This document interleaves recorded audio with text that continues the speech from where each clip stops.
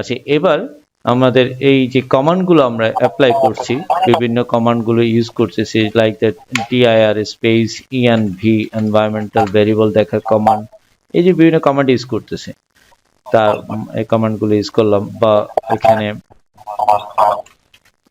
cls screen clear, এগুলো কিন্তু আমাদের অনেকটাই ফ্যামিলিয়ার কিন্তু আমরা এই কমান্ডগুলোর সাথে, ঠিক আছে।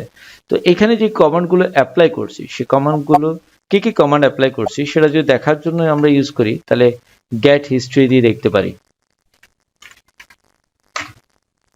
এখানে আমি কি কি কমান্ড ইউজ করছি সেই কমান্ডগুলো সে আমাদেরকে দেখাচ্ছে।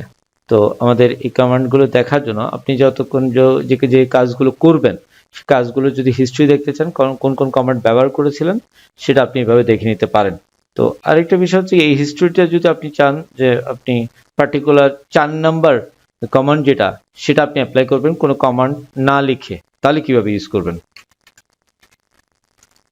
সেই ক্ষেত্রে বলছি ইনভোক হিস্ট্রি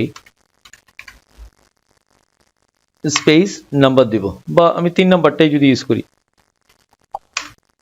দেখেন 3 নাম্বার কমান্ডটা রান করে গেছে। Thank you for watching this videos.